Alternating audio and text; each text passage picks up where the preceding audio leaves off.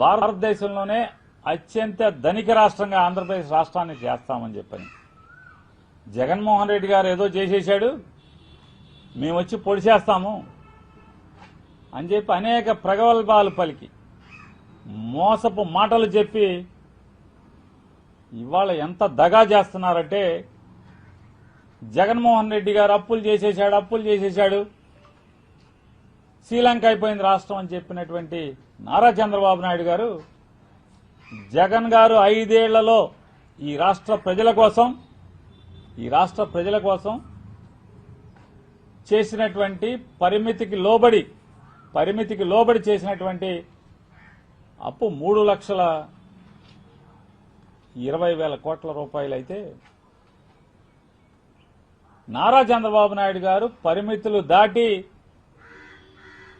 2 సంవత్సరాలు 24 మాసాలు నిండకుండా, అంటే జగన్ గారు 60 మాసాల్లో చేసిన దాన్ని 24 మాసాలు నిండకుండానే 3,50,000 పైచిలుకు కోట్ల రూపాయల అప్పుని ఈ రాష్ట్రానికి 5 కోట్ల మంది ఆంధ్ర రాష్ట్ర ప్రజలకి నెత్తి మీద అప్పులు పెట్టాడంటే, ఇంకా రాబోయే 3 సంవత్సరాలు అంటే రాబోయే 36 నెలల్లో ఇక ఈ రాష్ట్రాన్ని ఏం చేయదలుచుకున్నాడు, ఎన్ని అప్పులు చేయదలుచుకున్నాడు, ఎంత అప్పులు పెట్టదలుచుకున్నాడు మన మీద అనేది చూస్తే ఆంధ్ర రాష్ట్ర ప్రజలకి భయం కలిగేటువంటి పరిస్థితి. దేశంలో ఎక్కడా లేనటువంటి, అంటే అప్పుల్లో దిగువ రాష్ట్రం, అంటే అప్పులు పాలైపోయినటువంటి రాష్ట్రం. అప్పుల్లో మొదటగా ఉన్నాం, నేరాల్లో మొదటగా ఉన్నాం, ఉద్యోగాలు లేకపోవడంలో నిరుద్యోగంలో మొదటగా ఉన్నాం. ఈ రాష్ట్రంలో ఏది చూసినా కూడా, అన్నిట్లో కూడా భారతదేశంలో ఏ రాష్ట్రంతో పోల్చినా కూడా 2 ఏళ్లు 24 మాసాలు తిరిగేప్పటికీ మొత్తం 5వ ర్యాంకు నుంచి 4వ ర్యాంకు నుంచి 6వ ర్యాంకు నుంచి అట్టడుక్కు పడిపోయినటువంటి పరిస్థితి చంద్రబాబు నాయుడు గారి యొక్క నిర్వాహకం వల్ల. ఇవాళ కొత్తగా ఆర్టీసీని అమ్మకానికి పెట్టిన పరిస్థితి. ఇక రేపో మాపో ఆర్టీసీని అమ్మకానికి పెట్టిన పరిస్థితి. చంద్రబాబు నాయుడు గారి ప్రభుత్వం చెప్తుంది ఎంత దుర్మార్గం అంటే, ఆర్టీసీని అమ్మేస్తామని చెప్తూ కారణాన్ని ఆడపిల్లల మీద, అంటే ఈ రాష్ట్రంలో ఉన్నటువంటి ఆడవాళ్ల మీద నెపం చూపించి, మహిళలకి ఫ్రీ బస్ ఇచ్చాం అందుకని ఆర్టీసీ ఇబ్బందుల్లోకి వచ్చేసింది కాబట్టి ఆర్టీసీని అమ్మేస్తాం. డీజిల్ భరించలేం. డీజిల్ భరించలేకపోతే చంద్రబాబు నాయుడు గారు, మోడీ గారి ద్వారా ఇప్పుడు మీరు తెచ్చే కరెంటు బస్సుల్లో 750 బస్సులు తెస్తామంటున్నారు కదా, ఆ బస్సుల్లో ఆర్టీసీ భరించగలరా, ప్రజలు భరించగలరా? 2000 అసలు చంద్రబాబు నాయుడు గారు ఎప్పుడు ఎక్కినా కూడా ప్రజల ఆస్తులకి అన్నిటికీ కూడా ప్రమాదం పొంచి ఉంటుంది. చంద్రబాబు నాయుడు గారు ఎప్పుడు ఎక్కితే అప్పుడు ప్రజల ఆస్తులకి ప్రజల సంపదకి ప్రమాదం పొంచి ఉంటుంది. 2004కి రాజశేఖర రెడ్డి గారు కనుక ఆ రోజు ముఖ్యమంత్రిగా ప్రజలు ఎన్నుకోకపోయి ఉంటే ఆర్టీసీ ఆనాడే అమ్ముడుపోయి ఉండేది.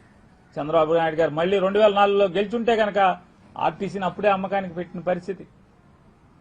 చంద్రబాబు నాయుడు గారు పోయారు, ఓడిపోయారు, రాజశేఖర రెడ్డి గారు వచ్చారు, గెలిచారు. 2004లో ఆర్టీసీకి జీవం పోశారు. మళ్లీ 2014 నుంచి 19 దాకా చంద్రబాబు గారు వచ్చారు. ఇక మొదలుపెట్టాడు ఆర్టీసీని వాడకం. జేము చంద్రన్న అని చెప్పని బస్సులు ఫ్రీగా బస్సులు పెట్టడం, ఆర్టీసీకి అప్పు పెడతాం. ఆర్టీసీకి అప్పు పెట్టడం, జేము చంద్రన్న అని చెప్పని బస్సులు పంపించడం, ఆర్టీసీకి అప్పు. అంటే ఆర్టీసీ ఏదో తెలుగుదేశం పార్టీ సొత్తులాగా, లేదా నారా ఖర్జూర్ నాయుడు గారు సంపాదించి ఆర్టీసీని ఇచ్చేళ్ళినట్టుగా చంద్రబాబు నాయుడు గారికి అప్పనంగా వాడేస్తాడు ఆర్టీసీని ఎప్పుడు కావాలంటే అప్పుడు. నయా పైసా ఆర్టీసీకి ప్రభుత్వం నుంచి జమ చేయడు.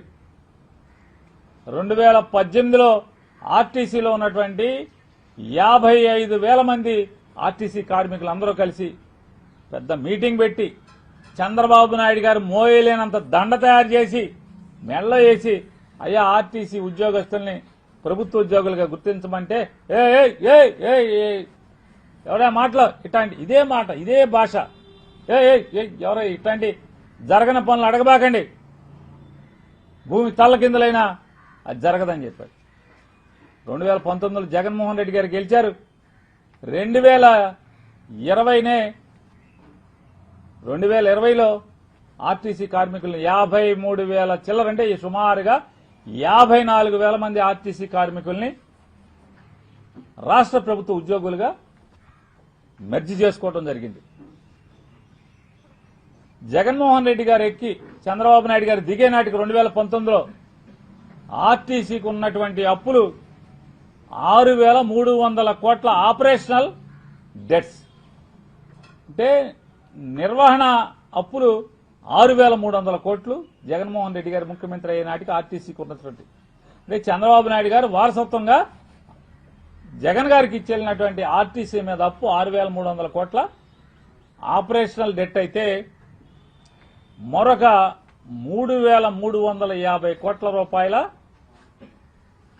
Accumulated debt. ఎక్యుములేటెడ్ డెట్ అంటే ఉద్యోగస్తులు రిటైర్ అవుతారు, వాళ్ళకి ఇవ్వాల్సిన డబ్బులు ఎవరు, ఉద్యోగస్తులు కోఆపరేటివ్ క్రెడిట్ సొసైటీలో డబ్బులు దాచుకుంటారు ఆర్టీసీలో ఉన్నటువంటి సిసిఎస్లో. ఆ డబ్బుల్ని జీతం నుంచి ప్రతి నెల ఆ దాంట్లోకి ఆ తీసుకున్న అప్పుకి ఇన్స్టాల్మెంట్ కట్ చేస్తారు, ఇన్స్టాల్మెంట్ జమ చేయరు. అంటే సిసిఎస్కి ఎట్లా ఆర్టీసీ అట్లా అప్పు పడుతుందంటే ఆర్టీసీ ఉద్యోగస్తులు అప్పు తీసుకుంటే సిసిఎస్లో వారి జీతంలోంచి కట్ చేసి దాన్ని సిసిఎస్కి రెమిట్ చేయాలి. సిసిఎస్కి రెమిట్ చేయకుండా ఆర్టీసీ ఎగ్గొట్టి వాళ్ళ దగ్గర ఉంచేసుకుని జీతంలో కట్ చేస్తారు.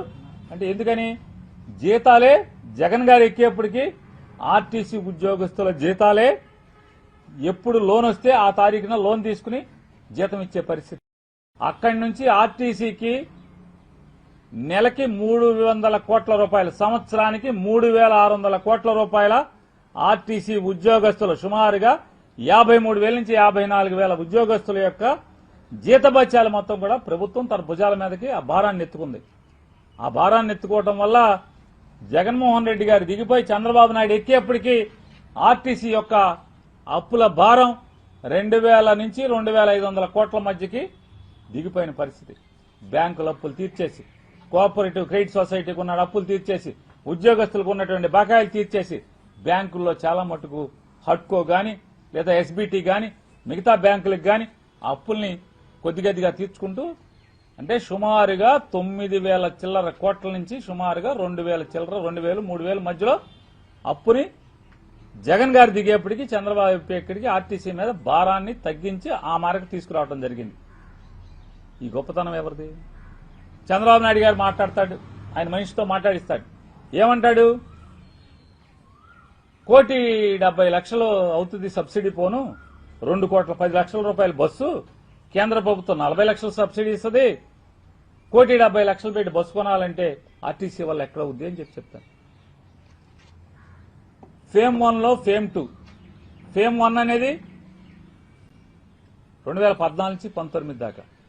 ఫేమ్ 1 అంటే కేంద్ర ప్రభుత్వం పర్యావరణాన్ని రక్షించడం కోసం, డీజిల్ పొగను తగ్గించడం కోసం పబ్లిక్ ట్రాన్స్పోర్ట్ సిస్టంలో అంటే ప్రజా రవాణాలో గనక ఈ బస్సులు ఎలక్ట్రిక్ బస్సులు ఎవరైనా కొంటే గనక వారికి 40 లక్షల రూపాయలు సబ్సిడీ ఇస్తామని చెప్పని కేంద్ర ప్రభుత్వం ఫేమ్ 1 కింద 2014 నుంచి 19 దాకా నారా చంద్రబాబు నాయుడు గారు ముఖ్యమంత్రిగా ఉన్నారు. ఒక్కటంటే ఒక్క కరెంటు బస్సు కొనలా. డబుల్ ఇంజిన్ సర్కార్ మోడీ చంద్రబాబు కలిసి ప్రభుత్వాలను ఏర్పాటు చేశారు పైన కింద. ఒక్క కరెంటు బస్సు కొనలా. ఫేమ్ 2 2019 టు 24 కేంద్ర ప్రభుత్వ పథకం స్కీమ్ అది. కరెంటు బస్సులు ప్రజా రవాణా కోసం కరెంటు బస్సులు కొంటే 40 లక్షల రూపాయలు సబ్సిడీ ఇస్తారు. జగన్ గారి ప్రభుత్వం 100 బస్సులు కొనుగోలు చేసింది. 9 మీటర్స్ చాసిస్తో ఉన్నటువంటి 100 బస్సుల్ని జగన్ గారి ప్రభుత్వం కొనుగోలు చేసి ఆ 100 బస్సులో 50 బస్సులు తిరుపతి నుంచి వెంకన్న స్వామి గుడికి 50 బస్సుల్ని, కొండ మీదకి 50 బస్సుల్ని కొండ చేరుకుంటాకి 50 బస్సులు, తిరుపతి చుట్టూ, తిరుపతి రేణుకుంట అక్కడికి వచ్చేటువంటి చుట్టుపక్కల ప్రాంతాల నుంచి, నెల్లూరు జిల్లా అంచుల నుంచో, నెల్లూరు నుంచో, చిత్తూరు నుంచో, లేదా కుప్పం నుంచో, పెనమలూరు నుంచో, చుట్టుపక్కల ఉన్నటువంటి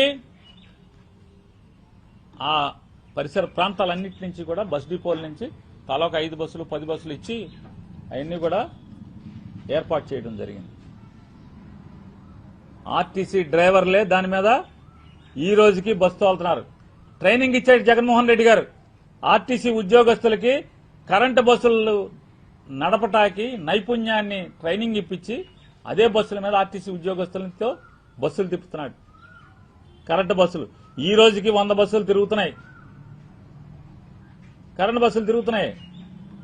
వీళ్ళు చెప్తారు ఇక ప్రైవేట్ నుంచి మనకు చంద్రబాబు నాయుడు గారు ప్రభుత్వం చెబుద్ది, ఇక మనకి ప్రైవేట్ ఆర్టీసీని ప్రైవేట్ చేయడం తప్పితే ఇక లేదు, మనం కొనలేము బస్సులు. ఎందుకు కొనలేవు? ఎందుకు కొనలేరు? జగన్ గారు ఎక్కేప్పటికీ సుమారు 2000 చిల్లర కోట్లే కదా అప్పు. సంవత్సరానికి 3600 కోట్ల జీతాలు రాష్ట్ర ప్రభుత్వం భరిస్తుంది కదా. మరి అప్పు తీరిపోయి ఉండాలి కదా సంవత్సరానికి. మరి అక్కడి నుంచి అప్పు తీరిపోతే ఆర్టీసీకి అప్పు ఎందుకు ఎవరు? బ్యాంకులు ఎందుకు బ్యాంకుకి అప్పులు ఎవరు? అంటే ఆర్టీసీని మీరు సర్వనాశనం చేశారు కాబట్టి అవదు. ఆ అప్పులు తీర్చనివ్వలేదు. మీ యొక్క అధికారం కోసం, మీరు దోచుకుని తినడం కోసం ఆంధ్ర రాష్ట్ర ప్రజలకు వేసిన ఎర ఫ్రీ బస్ అనే పేరు మీద ఇవాళ ఆర్టీసీని కుదేలు చేశారని అర్థమవుతుంది కదా. చంద్రబాబు నాయుడు చెప్పించాడు కదా, ఏమని? మహిళలకు ఫ్రీ బస్ ఇవ్వడం వల్ల ఆర్టీసీ ఇబ్బందుల్లో పడుతుంది, ఆర్టీసీ కాళ్ళు ఇరిగిపోయినాయి అని చెప్పని నారా చంద్రబాబు నాయుడు చెప్పించాడు కదా. మరి ఆర్టీసీ మహిళల ఫ్రీ బస్ అంటే ఎవరిది? దోల ఎవరిది? హామీ ఎవరిది? ఆర్టీసీకి ఎందుకు వచ్చినాయి కష్టాలు? ప్రభుత్వం కట్టాలి కదా. ఫ్రీ బస్ జీరో టికెట్ కొట్టిన ప్రతి టికెట్కి ఏ స్టేజ్ నుంచి ఏ స్టేజ్కి ఎంత డబ్బులు అవుద్దో అవన్నీ కూడా ప్రతి నెల క్లెయిమ్ పెట్టాలి ఆర్టీసీ, స్టేట్ గవర్నమెంట్ రిలీజ్ చేయాలి. మరి ఇన్ని లక్షల కోట్లు, ఇప్పటికి 3,60,000 కోట్ల రూపాయలు అప్పులు తెచ్చారు కదా చంద్రబాబు నాయుడు గారు. మరి ఫ్రీ బస్ అంటున్నారు కదా, మరి ఆ డబ్బులు ఆర్టీసీ కట్టరా? మీరు ఆర్టీసీ కడతలేదనేదే మీ మనిషి చెప్తున్నాడు కదా.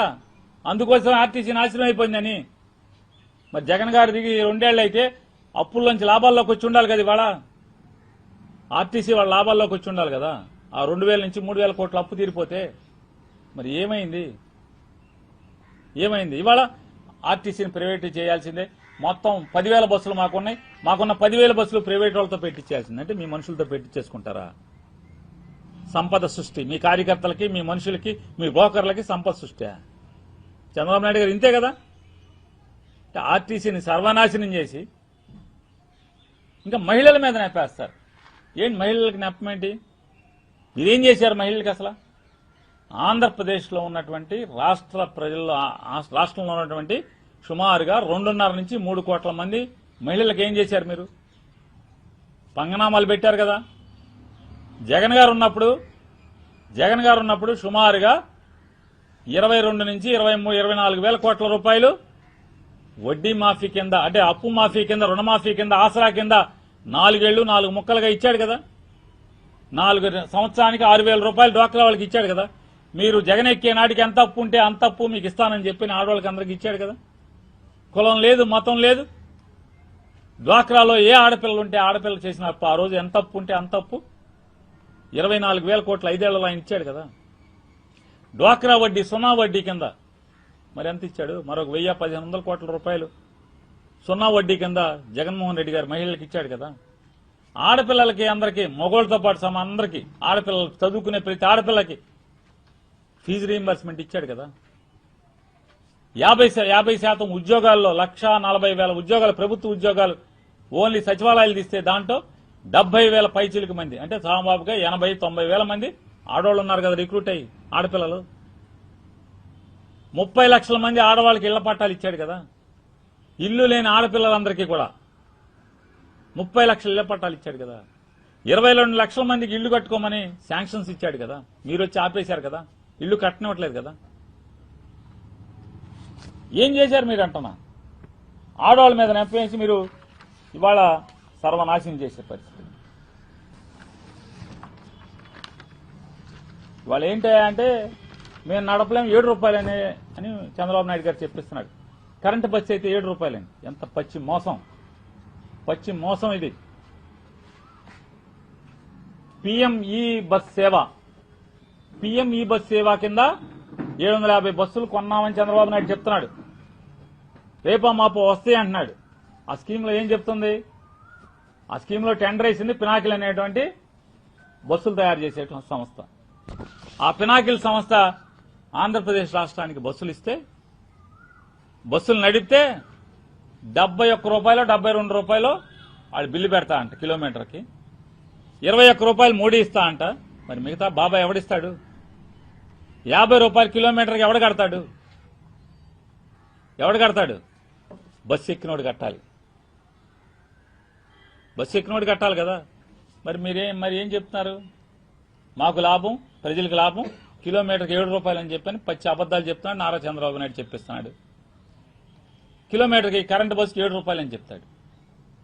కానీ పీఎం ఈ బస్ సేవ కింద ఈ వచ్చే 750 బస్సులు, 750 ఎన్ని వస్తున్నాయి నాకు తెలీదు, దాని కింద చంద్రబాబు నాయుడు మనిషి చెప్పినట్టుగా 750 బస్సులు నిజమైతే రాష్ట్రంలో రాబోయే రోజుల్లో కూడా ఈ స్కీమ్ కింద అన్ని బస్సులు అయితే ఆంధ్ర రాష్ట్రంలో పేదవాడు, సామాన్యుడు, మధ్యతరగతోడు, విమానాలు ఎక్కలేనోడు, సొంత కారు వేసుకెళ్లలేనోడు బస్సు ఎక్కగలడా అని అడుగుతున్నాను. బస్సు ఎక్కగలడా? కనీసం ఇంద్రా బస్సు ఉంటుంది. 30 రూపాయలు చిల్లర కిలోమీటర్కి ఆపరేషనల్ మెయింటెనెన్స్ కాస్ట్ పడుతుంది. ఇంద్రా బస్సు, ఏసీ బస్సు 30 రూపాయలు చిల్లర అనుకుంటే 30 రూపాయల చిల్లరలో 21 రూపాయలు ఆయన ఇస్తే పోనీ మిగతాది మన మీద పడుతుంది అనుకోవచ్చు. కానీ ఆ రేటు కాదు కదా, 70 చిల్లర కదా మీరు టెండర్ వేసి తీసుకున్నది. చంద్రబాబు నాయుడు గారు మోడీ గారు కలిసి 70 రూపాయలు కిలోమీటర్కి 70 రూపాయలు చిల్లర 21 రూపాయలు ఆయన ఇస్తా అంటే 50 రూపాయలు ఆర్టీసీ కట్టాలంట. ఇది తప్పు కాదా అంటున్నా. ఆర్టీసీ కార్మికులకు ఏం ఆశలు చూపించారు మీరు? జగన్మోహన్ రెడ్డి గారు వాళ్ళందరినీ కూడా గవర్నమెంట్ ఉద్యోగస్తులను చేస్తే జగన్ మిమ్మల్ని మోసం చేశాడు, మిమ్మల్ని వైకుంఠం చూపిస్తామని చెప్పని అరచేతులు వాళ్ళకి వైకుంఠం చూపించి వాళ్ళని వాడుకుని ఇవాళ వాళ్ళ ముఖం వెంక చూసే పరిస్థితి లేదు. వాళ్ళ ముఖం వెంక కూడా చూడరా. ఇవాళ ఇంకోటి చెప్తున్నాడు, 10,000 బస్సులు మేము మార్చేస్తామని చెప్పని. ఇది తప్పు చంద్రబాబు నాయుడు గారు. పీఎం ఈ బస్ స్కీమ్ కింద ఏంటి దాంట్లో గైడ్ లైన్స్ ఏంటి? కేవలం 116 నగరాలు కూడా 3 లక్షల పైన ఉండాలి, 40 లక్షల లోపు ఉండాలి జనాభా. 2011 లెక్కల ప్రకారం 3 లక్షల జనాభా పైనుండి 40 లక్షల లోపు ఉన్న నగరాల్లో తిప్పటానికి మాత్రమే ఈ బస్సులు ఇస్తారంటున్నారు. మరి మీరు ఎక్కడ తిప్పుతారు వీటిని? 3 లక్షలు దాటి 40 లక్షల లోపు ఉన్న నగరాలు ఆంధ్రప్రదేశ్ రాష్ట్రంలో ఎక్కువ ఉన్నాయి. కానీ దాంట్లో ఒక్క అనుమతి ఎగ్జంప్షన్ ఉంది. ఏ ఎగ్జంప్షన్? రాజధానిలో కనుక 3 లక్షల లోపు జనాభా ఉంటే ఏ రాష్ట్రంలో అయినా సరే ఆ రాష్ట్ర రాజధాని నగరంలో 3 లక్షల లోపు జనాభా ఉంటే ఆ రాజధాని నగరంలో తిప్పుకోవచ్చు అని చెప్పారు. అంటే 750 బస్సులు అమరావతిలో తిప్పుతారా? 29 ఊళ్ళలో తిప్పుతారు ఏంటండి? ఎక్కడ తిప్పుతారు? ఎవరిని మోసం చేస్తున్నారు మీరు? జగన్ గారు కొన్నాడు కదా ఒక్కో బస్సు 1,70,00,000 రూపాయలతో 100 బస్సులు కొని తిప్పుతున్నాడు కదా. ఈ రోజుకి మీరు కూడా దాన్ని ఆహా ఓహన్ దాని మీద వచ్చే డబ్బులు తీసుకుంటున్నారు కదా.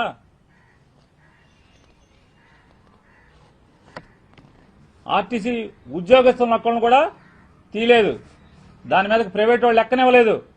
ఆర్టీసీ సొంత ఆస్తి కిందే దాన్ని నడుపుతున్నారు కదా. మరి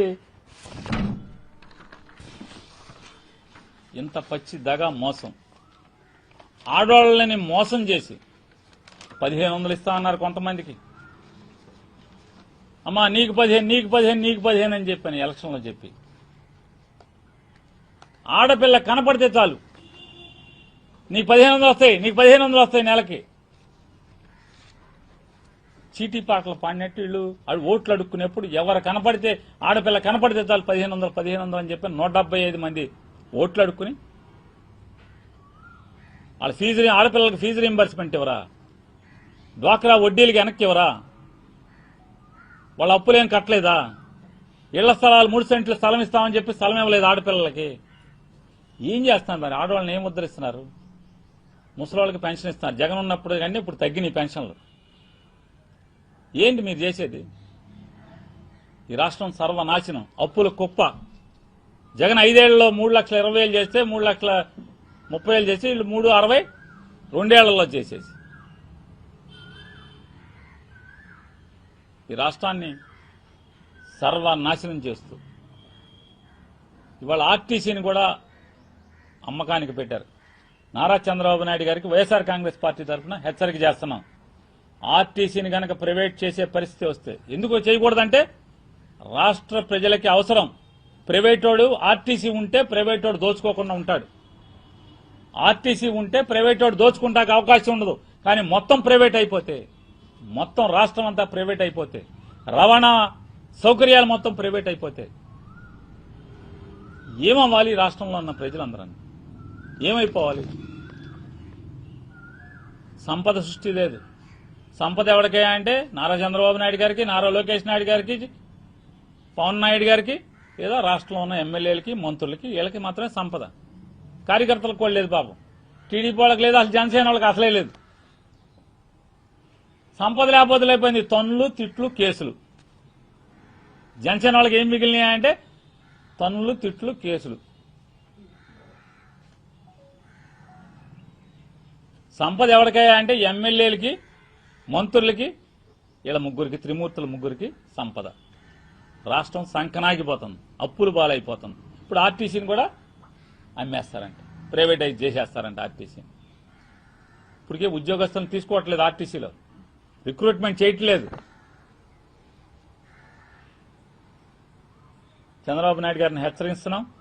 మీరు గనక ఆర్టీసీ జోలికి వస్తే, ఆర్టీసీని ప్రైవేట్ పరం చేస్తే వైఎస్ఆర్ కాంగ్రెస్ పార్టీ ఖచ్చితంగా ఆర్టీసీ ఉద్యోగస్తు, ఆర్టీసీ కార్మికుల్ని, ప్రజల్ని సమీకరించి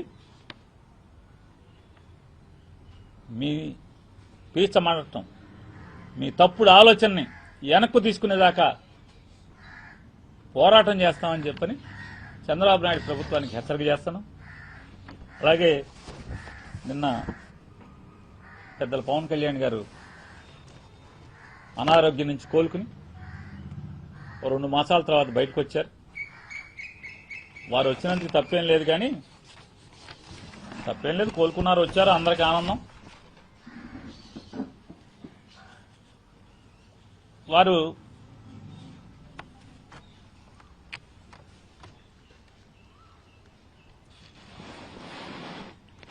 రాష్ట్ర ప్రజల్ని ఏమని నమ్మించుదామని, లేదా జనసేన కార్యకర్తల్ని, రాష్ట్ర ప్రజల్ని, ఉద్యమిల్ని మన్నించాలి. జనసేన ఉద్యమీలకు అలాగే రాష్ట్ర ప్రజల్ని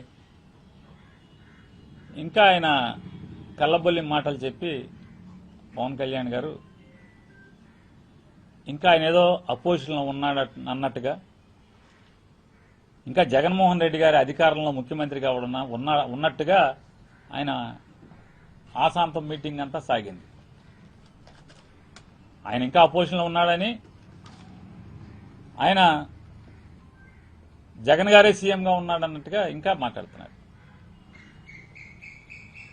ఆ మాటల్లో ఆయన ఏం చెప్తాడంటే అసలు ఒక మాటకి వారికి పొంతన ఉండదు. 2019లో నన్ను ఇట్టాగే నుంచోమన్నారు, నన్ను ఓడిచ్చారంటాడు. వెంటనే అంటాడు, 11 సీట్లకు పరిమితమైన వాళ్ళు వీళ్ళ మన మీద సెటైర్లు.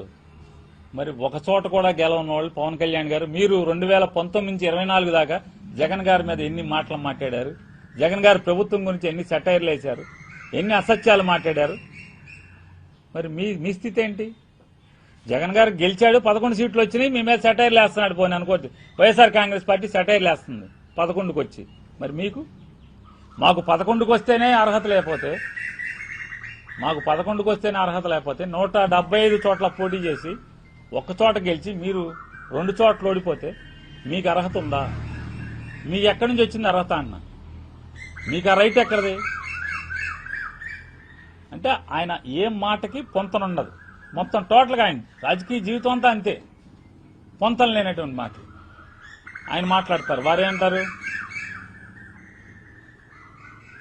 మనం ఒక లక్ష్యం కోసం, ఒక సిద్ధాంతం కోసం, ఒక ధ్యేయం కోసం కూటమిలో చేరాం. ఈ రాష్ట్రం కోసం చేరాం, ఈ రాష్ట్ర ప్రజల కోసం చేరాం, ఈ రాష్ట్ర బాగు కోసం చేరాం. నేను అన్నీ గమనిస్తున్నాను.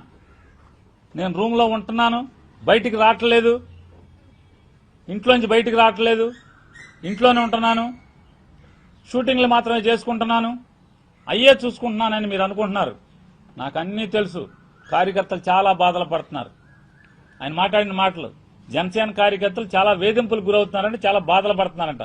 అన్నీ ఆయనకు తెలుసంట. నేను భరిస్తానికి ఒక హద్దు ఉంటుంది.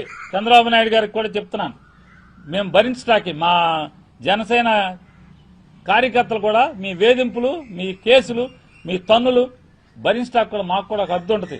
జాగ్రత్త, హద్దు దాడితే నేను సహించలేను. ఏం సహించలేరు? ఏం సహించలేరు సార్ మీరు? మా ఊళ్ళో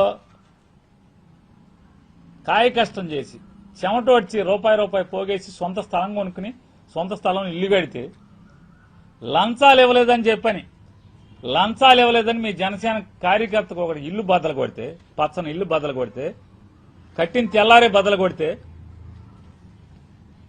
ఏమయ్యారు? ఎక్కడి నుంచి మాట్లాడారు మీరు?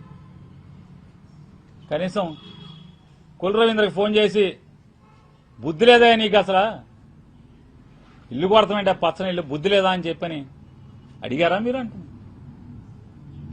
ఎంతమంది కార్యకర్తలను తంతున్నారు, కీళ్ళెర కొడుతున్నారు, ముఖం బగల కొడుతున్నారు, ఇంటికి వెళ్లి కాళ్లు పట్టించుకుంటున్నారు. ఎక్కడ స్పందించారు సార్? లేదు కదా. కాకపోతే మీరు మీ ఇష్టం అది. కాకపోతే మీరు ప్రజలకు కూడా మీ మాట ఓన్లీ 4 గోడల మధ్య తలుపేసి ఎవరికి చూపించకుండా మీరు మాట్లాడుకుంటే ఎవరికి అభ్యంతరం లేదు. ప్రజలకు చూపిస్తున్నారు కదా మీరు, ప్రజలకు చూపిస్తున్నారు కదా మీరు మాటలన్నీ కూడా. మరి మన కళ్ళ ముందేమో, సమాజం కళ్ళ ముందేమో ఈ రకంగా జనసేన వాళ్ళకి మామూలుగా ఎన్ని బాధలు, ఎన్ని నిజంగా వాళ్ళ అపోజిషన్ జగన్ గారి గవర్నమెంట్ లో కూడా జనసేన వాళ్ళకి బాధలు లేవు. ఈ బాధలు లేవు అసలు. కానీ ఇవాళ పగోడికి కూడా అవుతుంది. నిజంగా జనసేన కార్యకర్తలు పడుతున్నటువంటి బాధలు, వేధింపులు, మానసిక, అసలు ఆ బాధ మామూలు బాధ కాదు. అది పగోడికి కూడా రాకూడదు. మరి ఏమీ తెల్లనట్టు నేను ఊరుకోనంటున్నారు. మరి ఇవన్నీ ఎప్పటికి? ఇంకా ఈ 5 ఏళ్ళు, ఇంకా 3 ఏళ్ళు ఉంది. 3 ఏళ్ళు కూడా అప్పటికి తీస్తారా మీరు? సంతోషం. నాకేంది, అది మీ ఇంటర్నల్ ఇష్యూ అనుకోండి, మీరు చూసుకోండి. ఇక ఆయన చెప్తారు, ఏమంటారు, మనం వెళ్ళి ప్రచారం, మహారాష్ట్ర వెళ్ళి ప్రచారం చేసి వస్తే 95% స్ట్రైక్ రేట్, మనం వెళ్ళిన చోట 95% గెలిచిందని చెప్తున్నారు. ఇక్కడ 100% స్ట్రైక్ రేట్ అని చెప్పారు. వారు ఇంకోటి కూడా చెప్పారు, మీలో ఆయన మాట్లాడింది, కార్యకర్తల ఉద్యమిల్లారా, మీలో సత్తు ఉంటే, సరుకు ఉంటే మీరు ఎదగాలి, మీరు నాయకత్వం, మీరు నాకెందుకైనా కుదరదు, మీరు బాగా ఎదగాలి, ఎమ్మెల్యేలు అవ్వాలి. 100% స్ట్రైక్ రేట్. అప్పుడు ఎవడాడు ఎమ్మెల్యేలు మీ దగ్గర గెలిచింది? నుంచున్నది ఎవడాడు? ఏనాడన్నా జెండా మోసారా? జనసేన జెండా ఇప్పుడు మోసారా? ఎవరికి ఇచ్చారండి మీరు టికెట్లు? ఎవరాళ్ళు? చంద్రబాబు నాయుడు గారు మేడలో ఈ జనసేనను బోర్డు వేసి పంపిస్తే గబగబా అని తీసుకెళ్లి నుంచోబెట్టుకున్నటువంటి మీరు కార్యకర్తల గురించి, ఉద్యమీల గురించి ఎదగండి, మీరు పెంచుతానని చెప్పి మీరు మాట్లాడతారు. తప్పేం లేదు, మీ ఇష్టం, అది మీ పార్టీ మీ ఇష్టం అనుకో. అది మీరు దాన్ని బయటకు వదిలేరు కాబట్టి చూసిన ప్రజలుగా మాట్లాడతాం. ఇంకోటి కూడా చెప్తారు మీరు అర్థం కాక. ఏంటంటే మీరేమంటారు, సీజ్ ద షిప్ అన్నాను, ఉప ముఖ్యమంత్రి మీరు సీజ్ ద షిప్ అన్నాను అంటే ముందు ఆయన ఆ మంత్రి కూర్చున్నట్టున్నాడు, కన్సర్న్ సీజ్, ఆ షిప్ మంత్రిలో సీజ్ మంత్రిలో కూర్చున్నట్టున్నారు. 2 మంత్రులు ఉన్నారు కదా, 2 మంత్రులు, ఒక ఆయన సీజు, ఒక ఆయన షిప్, ఇద్దరు ఒకళ్ళని అడుగుతున్నట్టున్నాడు. ఎన్నాళ్ళు ఆపగలిగాం మనం అంటే 4 రోజుల 5 రోజుల 4 రోజులు 5 రోజులు కూడా ఆపలేకపోయాం అంతకు మించి మనం ఆ షిప్ని. అంటే నారా చంద్రబాబు నాయుడు గారి ప్రభుత్వంలో ఈ రాష్ట్ర ఉప ముఖ్యమంత్రి సీజ్ ద షిప్ అని చెప్పని అక్రమ బియ్యాన్ని సీజ్ చేయిస్తే 4-5 రోజులు కూడా ఉప ముఖ్యమంత్రి దాన్ని నిలబెట్టలేకపోయానని సాక్షాత్తు జనసేన ఉద్యమీల దగ్గర ఆయన బాధ చెప్పుకున్నాడు. ఆయన 4-5 రోజుల నుంచి ఆపలేకపోయాను నేనని చెప్పాను. అంటే చిత్ర విచిత్రాలు చూడండి. ఆయన ఏం చెప్పారు 2019లో, అవ్వాయి చెప్పులు వేసుకుని అసెంబ్లీకి తీసుకెళ్తామే నా లక్ష్యం, నా జయం అన్నారు. ఈ అవ్వాయి చెప్పులు వాళ్ళందరూ ఏమైపోయారు? ఎక్కడున్నారు వాళ్ళందరూ? కనీసం ఉద్యమీల్లో ఒకడన్నా అవ్వాయి చెప్పుడు ఉన్నాడా సార్? మీ జన సైనికుడు అవ్వాయి చెప్పు జన సైనికుడు ఎవడన్నా ఒక్కడన్నా ఉద్యమీల్లో ఎవడన్నా ఉన్నాడా? సరే మీ ఇంటర్నల్ విషయం అనుకోండి, కాకపోతే మీరు మైకులు బయటికి చెప్పారు కాబట్టి విన్నాం కాబట్టి అడుగుతూ ఉంటాం, ఏం తప్పదు కదా. మీరు ఇంకో మాట మాట్లాడారు, నన్ను చెవులో జోరీగలాగా ఓకే 24లో విడిగా పోటీ చేసి ఉండాల్సింది, 24లో విడిగా పోటీ చేసి ఉండాల్సింది. నాకు మెసేజ్లు పెడుతున్నారు, ఊళ్ళో పెళ్లి అయితే ఏదో పాపం నీ శ్రేయోభిలాషులు సార్, వాళ్ళు మీ శ్రేయోభిలాషులే కదా, మీకు మెసేజ్ పెట్టేది ఎవరు? మీరంటే పడిసచ్చేవాళ్ళు మీ శ్రేయోభిలాషులు. వాళ్ళందరినీ ఊళ్ళో పెళ్లి అయితే ఎవడికో ఆడావిడని అంటారు వారిని. అంటే మిమ్మల్ని ప్రేమించే వాళ్ళని కూడా మీరు ఊళ్ళో పెళ్లి అయితే అదేదో కింద మీరు అంటున్నారు. సరే మీ ఇష్టం, మిమ్మల్ని ప్రేమించే వాళ్ళని మీ ఇష్టం అంటారా, తంతారా, తిట్టుకుంటారా, మీ ఇష్టం, మీదనుకోండి. మళ్ళీ ఏం చెప్తారు మీరు మీ ఉద్యమీలకి? నేను జైలుకి వెళ్ళాను, నారా చంద్రబాబు నాయుడు గారు చూడంగానే జైలు నుంచి పలకరించి బయటికి రాగానే నాకు రోడ్డు కనపడింది. అప్పుడు దాకా బీజేపీని అడుగుతాను, నాకు రోడ్ మ్యాప్ ఇవ్వండి అని వాళ్ళు ఇవ్వలేకపోతున్నారు. నాకు జైల్లోంచి రాగానే రాజమండ్రి సెంట్రల్ జైలు తలుపు కాలు బయట పెట్టగానే ఎదురుగున్న రోడ్ మ్యాప్ కనపడింది, బయటకు వచ్చాను, మేము ముగ్గురం కలిసి పోటీ చేస్తున్నామని చెప్పాను. రాష్ట్రం అంతా అసలు అదిరిపోయింది, అది అని చెప్పారు. సరే ఇది తప్పు సార్. మీరు 2022 ఇప్పటం సభలో మీరు చెప్పారు, ముగ్గురు ఓట్లు చీలనివ్వను జగన్మోహన్ రెడ్డికి వ్యతిరేకంగా, బీజేపీని టీడీపీని నేను కలిసి వెళ్ళాలి, మనకు అది లేదు, మనకి ఇది లేదు, సరుకు లేదు, సత్తా లేదు, మీరు రెచ్చిపోబాకండి అని చెప్పని మీరు ఆ సభలోనే చెప్పారు. 2020 మార్చిలో మీరు అంటే జగన్ గారు ఎక్కిన 2 ఏళ్లకే మీరు మేమంతా కలిసి వెళ్తామని చెప్పి జైలు నుంచి తలుపు తీయగానే రాజమండ్రి తలుపు తీసి కాలు బయటట్టంగానే రోడ్ మ్యాప్ కనపడిందని ఇవాళ మీరు చెప్తే సార్ ఇవన్నీ పవన్ కళ్యాణ్ గారు, ఈ ప్రభుత్వం ఒక దివాళాకోరు ప్రభుత్వం. 2 ఏళ్లు 24 మాసాలు, రేపు జూన్ 4వ తారీఖు, జూన్ 12వ తారీఖు, జూన్ 4వ తారీఖుకి, జూన్ 4వ తారీఖు కౌంటింగ్ అయింది, 12వ తారీఖు చంద్రబాబు నాయుడు గారు ప్రమాణ స్వీకారం చేశారు.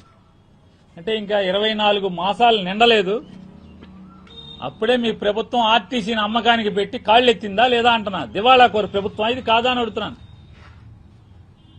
3,60,000 కోట్ల అప్పు చేసి రాష్ట్ర ప్రజల 5 కోట్ల మందిని తాకట్టు పెట్టి 2 ఏళ్లు నిండకుండానే 24 మాసాలకి ఇంకా 15-20 రోజులు దూరం ఉండగానే దివాళా తీశాం, కాళ్ళెత్తాం, ఆర్టీసీని ప్రైవేటైజ్ చేయాల్సిందే అని చెప్పేటువంటి దిక్కుమాలిన దివాళా ప్రభుత్వం ఇంకేదన్నా ఉందా అని అడుగుతున్నాను. చంద్రబాబు నాయుడు గారికి ఇంకోటి కూడా మేము డిమాండ్ చేస్తాం వైఎస్ఆర్ కాంగ్రెస్ పార్టీ తరఫున, ఆర్టీసీని నడపటం మీకు చేత కాకపోతే వైఎస్ఆర్ కాంగ్రెస్ పార్టీకి అప్పచెప్పు, శుభ్రంగా నడుపుతాం, బంగారంలాగా నడుపుతాం ఆర్టీసీని మీకు చేత కాకపోతే. అంతేగాని మీరు ప్రైవేటైజ్ చేస్తానంటే, మీరు మేస్తా పోతే ఈ సమాజం చూస్తా ఊరుకుంటుందని మాత్రం అనుకోబాకండి అని చెప్పని హెచ్చరిక చేస్తున్నాం. ఇప్పటికే 2 ఏళ్లు గడవక ముందే కరడుగట్టినటువంటి తెలుగుదేశం పార్టీ కార్యకర్తలు కూడా ఓటు వచ్చిన దగ్గర నుంచి సైకిల్కి మాత్రం తప్పితే ఇంకొకరికి ఓటు వేయని వారు కూడా ఇవాళ ఎందుకు వచ్చిన కర్మరా మనకిది. అమెరికా నుంచి, అంటార్కిటికా నుంచి, ఆఫ్రికా నుంచి, సూడాన్ నుంచి, కెనడా నుంచి వచ్చి ఓట్లేసాం, ఊళ్ళో అందరినీ మలేసాం, పోగేశాం అని మీ టీడీపీ కార్యకర్తలు. మనం ఇంత కష్టపడి ఇంత సొమ్ములు లక్షల కోట్ల రూపాయలు చంద్రబాబు ముఖ్యమంత్రి అవటం కోసం మనం చెమటోటి ఎక్కడో దేశం కాని దేశంలో సంపాదించిన డబ్బులు తీసుకొచ్చిస్తే ఇవాళ మన ఆస్తులు ఆక్రమిస్తున్నారు, మన పొలాలు ఆక్రమిస్తున్నారు, మన ఇళ్లు ఆక్రమిస్తున్నారు. సాక్షాత్తు చంద్రబాబు నాయుడు గారి బంధువులు, ఈ రాష్ట్రంలో ఉన్నటువంటి చంద్రబాబు నాయుడు గారి బంధువుల దుస్థితే ఇవాళ ఇది. ఈ రాష్ట్రంలో ఇవాళ వాళ్ళు ఏదో అన్న సామెతగా ఎవరికి చెప్పుకోలేరు, కళ్ళం నీళ్లు పెట్టుకోలేరు రోడ్డు మీదకి వచ్చి. అంత మానసిక వ్యధ పడుతున్నారు. తెలుగుదేశం పార్టీ అహర్నిశ రావాలని చెప్పని తపస్సు చేసినటువంటి వాళ్ళు కూడా. ఇక మామూలుగా ఇక జనసేన నమ్మి పవన్ కళ్యాణ్ నమ్మిన వాళ్ళ సంగతి తెలుసు కదా. సింగపూర్లో, అమెరికాలో, కెనడాలో, జర్మనీలో ఎక్కడెక్కడ ఉద్యోగం చేస్తా ఊళ్ళో వాళ్ళ బాబాయ్ కొడుక్కో మేనమామ కొడుక్కో ఆడుకో అక్కడ భోజనం పెట్టి, అరే మీరు తలకు $4 వేయండిరా అని చెప్పి డల్లాస్లో భోజనాలు పెట్టి అందరినీ డాలర్లు పోగేసి అక్కడి నుంచి ఇక్కడికి పంపించి హైదరాబాద్ నుంచి, బెంగళూరు నుంచి, మెడ్రాస్ నుంచి బస్సులు పెట్టి అక్కడి నుంచి ఉద్యోగాలు చేసే వాళ్ళని తీసుకొచ్చి ఓట్లు వేయించి రేపు వస్తారా వీళ్ళందరూ అంటున్నా. బాగా పంగనామాలు పూస్తున్నారు కదా అందరికీ, ఇటు వీళ్ళకి అటు వాళ్ళకి, మిమ్మల్ని మోసిన వాళ్ళకి, మహిళలకి దివాళా మహిళలకి పంగనామాలు పెట్టారు. మీ కార్యకర్తలకి, టీడీపీ కార్యకర్తలకి, ఇటుపక్క జనసేన కార్యకర్తలకి పంగనామాలు పెట్టారు. వ్యాపారస్తులకి పంగనామాలు పెడతారు. ఏం జరుగుతుంది రాష్ట్రంలో? దోచుకోవటం, హైదరాబాదు, సింగపూరు, చెప్పకూడని దేశాలకి, చెప్పని దేశాలకి వెళ్ళిపోయి దాచుకోవటం తప్పితే ఏముంటుంది? జరుగుతున్నది అదే కదా. నాన్న దోస్తారు, అబ్బాయి గారు విమానంలో స్పెషల్ ఫ్లైట్లో వెళ్ళి దాస్తారు. నాన్నగారు దోస్తారు, అబ్బాయి గారు ప్రత్యేక విమానంలో వెళ్ళి దాస్తారు. ఎక్కడికి వెళ్ళారో చెప్పరు, చెప్పకుండా వెళ్ళిపోతారు. కొన్నాళ్ళు కనపడరు, మాయమైపోతారు, దాస్తారు, వచ్చేస్తారు. 7 సముద్రాల అవతల ఏదో మామూలుగా ఎక్కడో ఉంటుందని చెప్తారు, చిలక ఉంది చిలకదా అంటూ అక్కడ దాచి వస్తుంటారు. కాస్త ప్రజల గురించి పట్టించుకోండి. మీరు హామీలు ఇచ్చిన వాళ్ళ గురించి పట్టించుకోండి, హామీలు ఇచ్చిన గురించి పట్టించుకోండి, ప్రజల గురించి పట్టించుకోండి, ఉద్యోగస్తుల గురించి పట్టించుకోండి. ఇంతవరకు రాష్ట్ర ప్రభుత్వ ఉద్యోగులకి పీఆర్సీ వేయలేదు. పీఆర్సీ ఇంతవరకు ఐఆర్ ఇవ్వాలి కదా, ఐఆర్ ఇవ్వలేదు. 2 ఏళ్లు అయిపోయినాయి, ఇంకెప్పుడు ఇస్తారు? అంటే మార్చిలో ఎలక్షన్స్ అయితే ఫిబ్రవరిలో ఐఆర్ 40% ఇచ్చామని చెప్పి రేపు వచ్చే ప్రభుత్వానికి పంగనామాలు పోస్తారా? ఏంటి మీ తప్పుడు ఆలోచన? ఎవరికి, ఏ ఉద్యోగికి ఏం చేస్తున్నారు? స్పెషల్ పోలీస్ కానిస్టేబుల్స్ ఎన్ని బాధలు పడుతున్నారు, అగచాట్లు పడుతున్నారు. ఏపీ స్పెషల్ పోలీస్ కానిస్టేబుల్స్ నరకం చూస్తున్నారు కదా. వాళ్ళ కన్వర్షన్ లేదా? ప్రాజెక్టుల్లోనూ ముఖ్యమంత్రి ఇళ్ల దగ్గర, మంత్రుల ఇళ్ల దగ్గర, గుళ్లలోనూ గోపురాల్లోనూ వాళ్ళ బతుకు వెళదీయాల్సిందేనా స్పెషల్ పోలీస్ కానిస్టేబుల్స్ అందరూ? వాళ్ళ కన్వర్షన్స్ ఎవరా? ఏదో చెప్పారుగా, సెలవిస్తాం పోలీసులకి. పోలీసులు కూడా వర్క్ ఫ్రం హోమ్ చేయొచ్చు తమ్ముళ్ళు, పోలీసు తమ్ముళ్ళు. చేస్తున్నారా పోలీసులు work from home? Chandrababu Naidu గారు చేస్తున్నారా అని అడుగుతున్నా.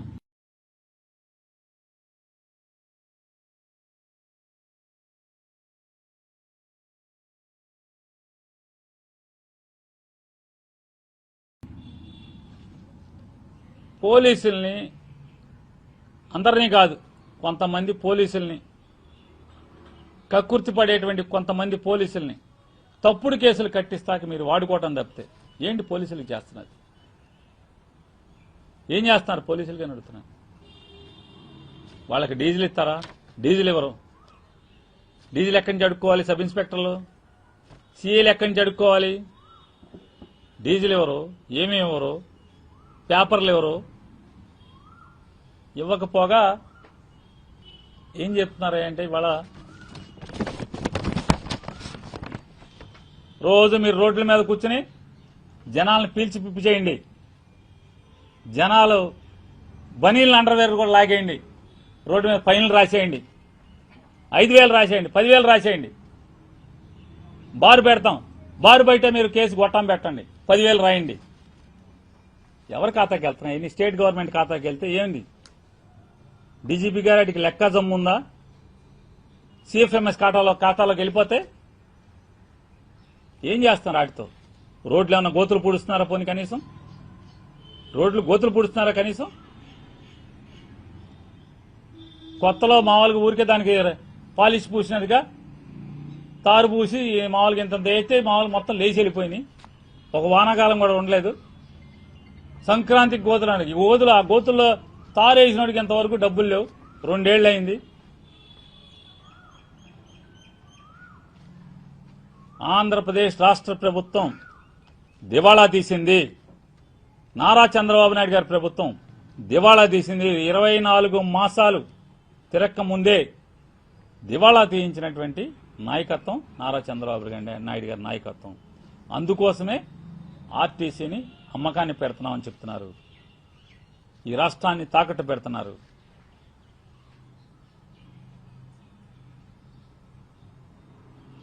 రాబోయే 3 సంవత్సరాలు పాలించే అర్హత నారా చంద్రబాబు నాయుడు గారి ప్రభుత్వానికి లేదు.